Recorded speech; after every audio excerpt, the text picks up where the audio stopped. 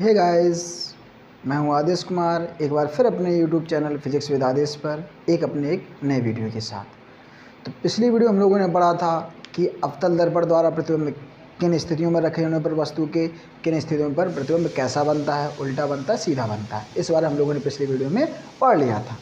तो आज के वीडियो में हम लोग पढ़ेंगे कि उत्तल दर्पण द्वारा प्रतिबिंब कैसे बनता है और किन स्थितियों पर बनता है। तो हम चलिए स्टार्ट करते हैं। देखिए यहाँ पर कि उत्तल दर्पण पहली बार जानिए ऐसा होता है। उत्तल मैंने बताया था, आप लोग पहचाने कैसे है। उत्तल का मतलब होता है जिसमें परावर्तन जो वो उभरे हुए भाग से, उभरे मतलब इस भाग से है, ऊ से उभरे, ध्यान रखना। उत्तल का ऊ और उभरे का ऊ ध्यान रखना आप है, उससे पता चल जाएगा आपको। तो मेरा क्या हो गया, उत्तल दर्पण हो गया। तो इसका जो फोकस और जो वक्रता केंद्र होगा वो कहाँ होगा, इस साइड होगा है। इसका मैंने मान लीजिए इसका ध्रुव है। ध्रुव क्या होता है, मध्य बिंदु होता है। ये मेरी मुख्य अक्ष गई,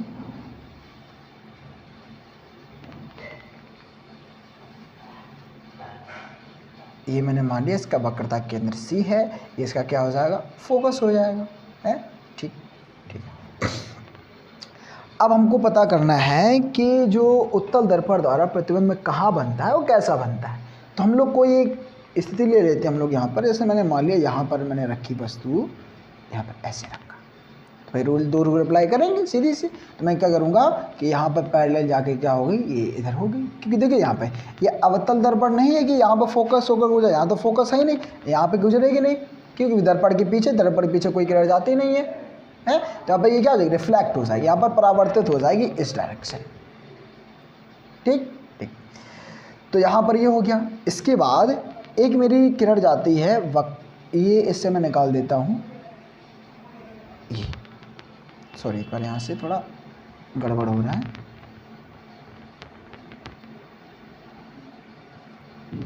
देखिए ये क्या है कि ये जो किरण है ये कहाँ से, वक्रता केंद्र से मैं निकालना चाहूँगा, लेकिन ये पीछे जाएगी नहीं। तो यहाँ पे ये डॉटेड डॉटेड मैं यहाँ पर शो करूँगा। क्या करूँगा, इसको मैं डॉटेड शो करूँगा। ये जिस पाथ पर आती है उसी पाथ पर क्या होगी, रिफ्लेक्ट होगी, परावर्तित होगी। जब इन दोनों को मैं पीछे बढ़ाऊँगा, डॉटेड डॉटेड करके करूँगा,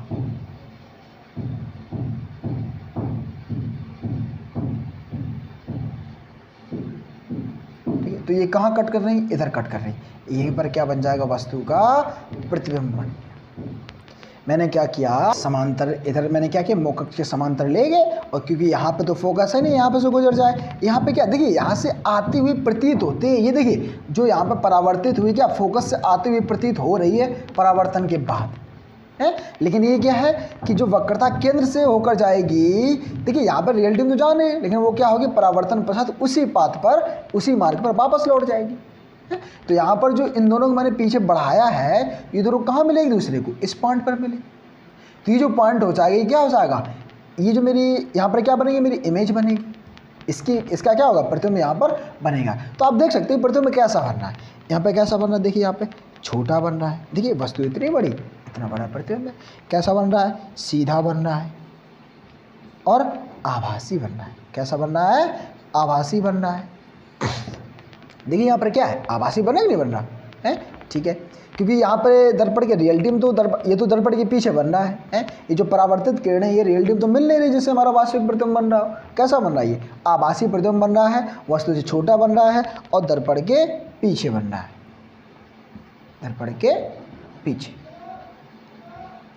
वस्तु को हम लोग चाहे इधर रखें चाहे इधर रखें, मतलब ये है कि उत्तल दर्पण में वस्तु को चाहे कहीं भी रखो तो हमारा प्रतिबिंब कैसा, ये उसकी विशेषता होगी। जो मेरा प्रतिबिंब बनेगा दर्पण के पीछे सीधा व आभासी और वस्तु से छोटा बनेगा। एक और स्थिति होती है जब वस्तु अनंत पर रखी गई हो। क्या हो, जब वस्तु मेरी अनंत पर रखी गई हो, तब जो मेरा प्रतिबिंब बनता है। जब अगर अनंत पर रखी, सीधी सी बात पता है क्या कि अनंत पर जब वस्तु रखी तो प्रतिबिंब कहाँ बनता है, फोकस पर बनता है। बस यहाँ पे इसकी स्थिति, सॉरी हाँ, ये दर्पण के पीछे कहाँ बनता है, ये दर्पण के पीछे बनता है ध्रुव और फोकस के बीच। दर्पण के पीछे ध्रुव और फोकस के बीच।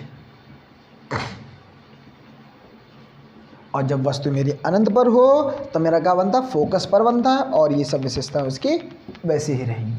ठीक। तो हमारी उत्तल दर्पण में केवल दो ही स्थितियाँ हो सकती हैं प्रतिबिंब की, एक तो यहाँ पर फोकस पर बन रहा हो या फिर पोल और फोकस के बीच में बन रहा हो।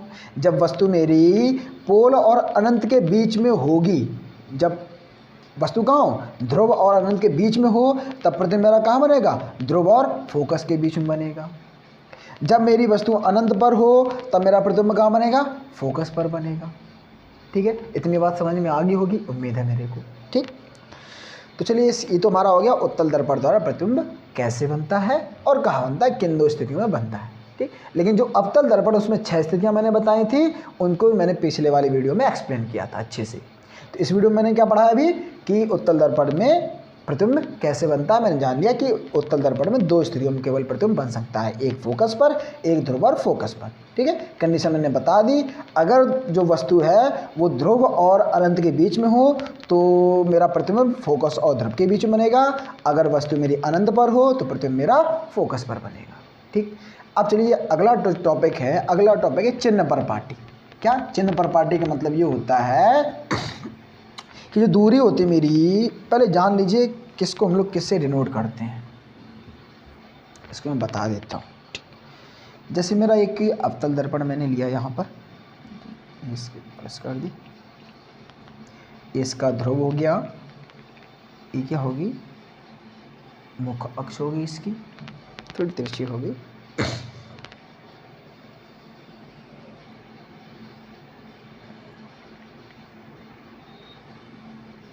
ठीक ठीक, तो यहाँ पर जैसे मान लिया मैंने वस्तु जो है यहाँ पर रखी, ओ डैश मेरी कोई एक वस्तु रखी है। यहाँ पर ये मैंने मान लिया, यहाँ पर मैंने मान लिया वक्रता केंद्र, यहाँ पर मान लिया मैंने फोकस, ये मेरा पोल हो गया। ठीक, मैंने इसका मैं क्या करूँ, प्रतिबिंब बनाऊँगा, तो प्रतिबिंब बनाने क्या करूँ, समांतर ले जाकर फोकस से मैंने यहाँ पर गुजार दी। ठीक है, फिर फोकस से जाकर क्या कर दिया मैंने, समांतर कर दिया। तो प्रतिबिंब मेरा कहाँ बना, यहाँ बना, मतलब वक्रता केंद्र फोकस के बीच में बना। ये मेरी आपतित किरण, ये परावर्तित किरण, ये आपतित किरण है, ये मेरी परावर्तित किरण, दोनों कहाँ कट कर रही हैं, इस बिंदु पर, मतलब आई डैश पर ये कट कर रहे हैं। ठीक, तो अब डिस्टेंस समझ लीजिए क्या होता है। देखिए यहाँ पर जो वस्तु की जो दूरी होती है, देखिए जितने भी डिस्टेंस हम लोग मेजर करते हैं उन सभी को हम लोग ध्रुव से मेजर करते हैं। कहाँ से मेजर करते हैं, ध्रुव से ही नापेंगे कि ध्रुव से वक्रता केंद्र की दूरी, ध्रुव से फोकस तक की दूरी, ध्रुव से वस्तु की स्थिति, ध्रुव से इमेज की स्थिति। ठीक है, ये सब कहाँ हम लोग मेजर करेंगे, ध्रुव से ही। पहली बात क्या होती है कि जितनी भी दूरियाँ होती हैं उन सभी को हम लोग कहाँ से मापते हैं, ध्रुव से नापते हैं। ठीक, तो यहाँ पर देखिए, यहाँ पर जो वस्तु की दूरी होती है, वस्तु की दूरी हम लोग डिनोट करते हैं स्मॉल यू से, और जो प्रतिबिंब है, प्रतिबिंब की दूरी जो है उसको हम लोग डिनोट करते हैं वी से, स्मॉल यू। यहाँ पर देखिए वस्तु की दूरी मतलब क्या है कि पी ओ, मतलब पी ओ जो है, मतलब यहाँ पे कर देता हूँ मैं, वस्तु की दूरी मतलब पी ओ, और डिस्टेंस जो प्रतिबिंब की दूरी कितनी है, पी आई। प्रतिबिंब कहाँ यहीं तो बनना नहीं बनना, मतलब ये डिस्टेंस पी आई।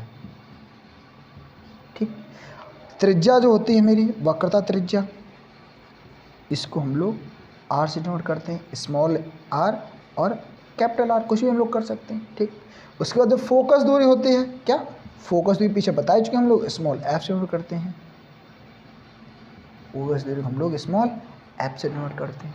ठीक है, तो हम लोगों ने क्या कर लिया, अपने डिनोटेशन में जान लिया किस चीज़ को किससे हम लोग डिनोट करते हैं। अब चिन्ह परपाटी के रूल समझ लीजिए, रूल क्या होता है। पहला रूल मैंने क्या बताया कि जितनी भी दूरियां होती हैं वो सभी दूरियां दर्पण के ध्रुव से ही मापी जाती हैं। दूसरी बात क्या है कि एक चीज़ समझ लीजिए कि जो वस्तु हमेशा जो रखी जाती है वो बाईं तरफ रखी जाती है। कहाँ रखी जाती है, हमेशा बाईं तरफ, दर्पण के जो ध्रुव के हमेशा कहाँ रखी जाएगी, बाईं तरफ रखी जाती है। ठीक, हमेशा मैंने अभी पिछले अवतल दर्पण में जब वस्तु रखी थी सभी स्थिति में इसी तरफ मैंने रखी थी, उत्तल दर्पण में भी मैंने इसी तरफ रखी थी। तो हमेशा ही जो वस्तु की स्थिति होगी वो हमेशा कहाँ होगी, दर्पण के ध्रुव के बाईं तरफ हम लोग लेते हैं। ठीक, प्रतिबिंब कहीं बन सकता है, बाईं तरफ बन सकता है, दाईं तरफ बन सकता है, कहीं भी बन सकता है मेरा।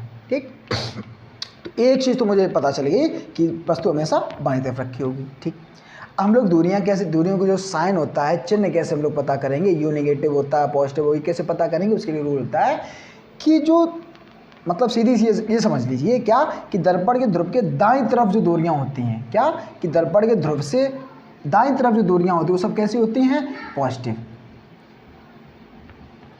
दाईं तरफ हम लोग अगर मेजर करेंगे कहाँ से, ध्रुव से, ध्रुव के अगर दाईं तरफ है तो कैसी होगी मेरी, पॉजिटिव होंगी, अगर बाईं तरफ है तो नेगेटिव होगी। इसको रूल में ये दिया रहेगा आपको कि आपतित किरण की दिशा में मापी जाने वाली दूरियां धनात्मक होती हैं तथा आपतित किरण की दिशा के विपरीत मापी जाने वाली दूरियां क्या होती हैं, ऋणात्मक होती हैं। देखिए यहाँ पे आपतित किरण हमेशा कैसी, यही तो आएगी आपतित किरण, आपतित किरण हमेशा इधर से तो इधर से हट जाएगी, इधर तो भाई थोड़ी जाएगी क्योंकि इधर दर्पण है ही नहीं, दर्पण तो इधर मिलेगा ना आपको, तो हमेशा आपतित किरण किस डायरेक्शन में, इस डायरेक्शन में जाएंगी। तो मतलब ये है कि इससे जब मैं इधर मेजर करूंगा मतलब इधर जाएंगे, सीधी सी बात है, जब इधर मैं मेजर करूँ तो कैसी होंगी मेरी, धनात्मक होंगी, और आपतित किरण इधर जा रही हैं और मेजर हम लोग इस तरफ कर रहे हैं दूरियों को, तो देखिए यहाँ पर जो बाईं तरफ हो कैसी होंगी, नेगेटिव की होंगी। ठीक, तो हम लोग अब यहाँ पे पता लगा सकते हैं। अब इसमें बताइए क्या कि इसके लिए जो u की वैल्यू, v की वैल्यू, r की वैल्यू, f की जो वैल्यू हो कैसी होगी, पॉजिटिव होगी या नेगेटिव होगी। चलिए हम लोग पता करते हैं। ठीक है, तो हम लोग इसको क्या करेंगे, थोड़ा रफ कर देते हैं हम लोग, उसको थोड़ा बीच में यहाँ पर रखते हैं हम लोग। ठीक है, तो केवल दूरियों के बारे में जानते हैं। जैसे प्रति मैंने मान लिया यहाँ बन रहा है, हम लोग ये जान लिया, इतना रखते हैं फिलहाल में क्या कि यहाँ पर मैंने मान लिया प्रतिबिंब की स्थिति यहाँ पर आई पर है, यहाँ पर मेरी वस्तु रखी गई, ये मेरा वक्रता केंद्र, ये मेरा फोकस है।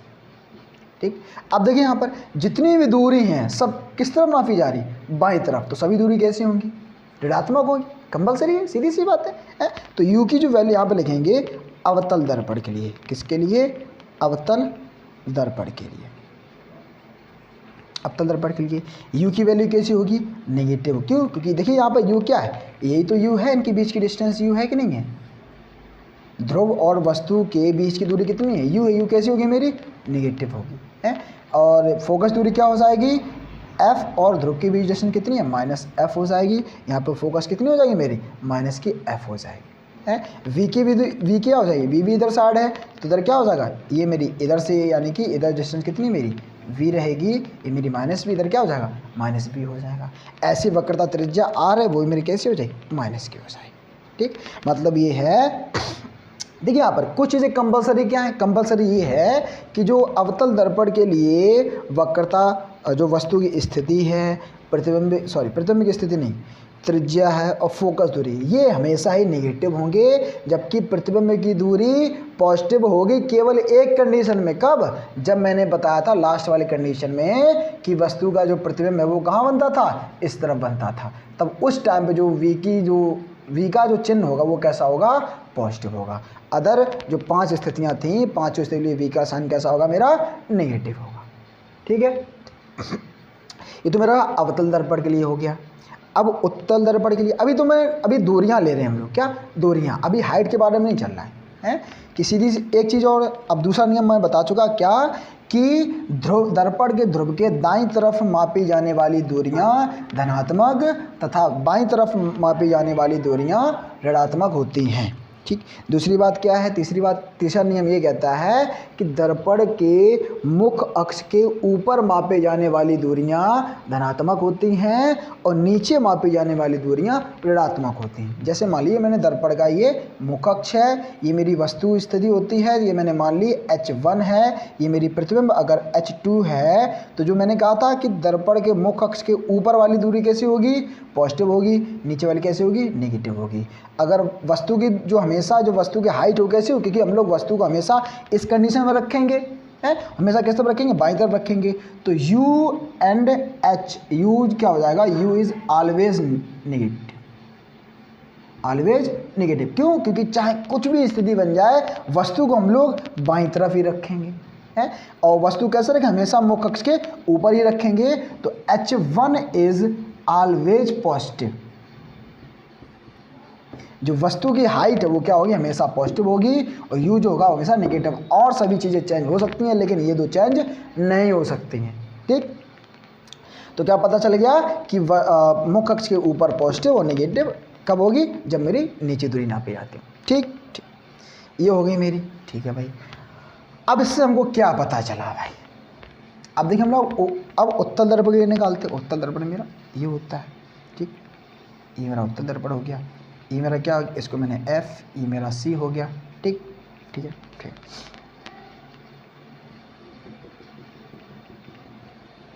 अब देखिए वस्तु हमेशा इधर रखी होगी, वस्तु इधर रखी होगी है, तो U कैसा होगा, नेगेटिव होगा। ठीक, F कैसा होगा, पॉजिटिव होगा। क्यों, क्योंकि देखिए क्या है, ध्रुव के दाईं तरफ हम लोग उसको मेजर करेंगे, इधर तो मेजर करेंगे नहीं करेंगे है। जो R होगा वो कैसा होगा, पॉजिटिव होगा। क्यों, कि जो वक्रता त्रिज्या ये भी हम लोग इधरी साइड मेजर करेंगे नहीं करेंगे है। ठीक है, F हो गया, R हो गया, उसके बाद U। देखो V क्या है, V में से क्या होगा, V इसके लिए हमेशा पॉजिटिव। क्यों, क्योंकि जो V है वो कहाँ, एक स्थिति मैंने ये बताई थी V की, एक स्थिति मैंने ये बताई थी V की है। एक तो मैंने ध्रुव और फोकस के बीच बताई थी, एक मैंने फोकस बताई थी। तो दोनों स्थितियों में जो V जो होगा वो क्या होगा, ऑलवेज पॉजिटिव होगा। किसके लिए, उत्तल दर्पण के लिए। चाहे याद ना रख पाओ आप जैसे, तो सीधा आपको रूल बताया कि दाईं तरफ पॉजिटिव होते हैं, बाईं तरफ नेगेटिव होती है, सीधा आप निकाल सकते हो। याद रखने की कोई जरूरत भी नहीं है कि जब भी आपको पता लगाना लगा सकते हो। देखिए यहाँ पे क्या है कि जो ये ज़्यादा आता है कि अवतल उत्तल दर्पण का फोकस कैसा होता है। तो अवतल का जो फोकस होता है, फोकस किसका, जो अवतल का कैसा होगा। देखिए फोकस अवतल कितना इधर साइड होता है, इधर मैंने क्या होता है, नेगेटिव बताया था। कैसा होता है, ऋणात्मक, और उत्तल का धनात्मक। ठीक है, इतनी बातें क्लियर हो गई। तो उम्मीद है कि आपको ये सब समझ में आ गया होगा। चलिए मैं रिवाइज कर लेता हूँ इस चीज़ को। जो चिन्ह परपाटी है, चिन्ह परपाटी हमने ये बताया था, पहला रूल जरा ध्यान समझिएगा। पहला रूल ये कहा था उन्होंने कि जो जितनी भी दूरियां हम लोग मापते हैं वो सभी दर्पण के ध्रुव से हम लोग मापते हैं।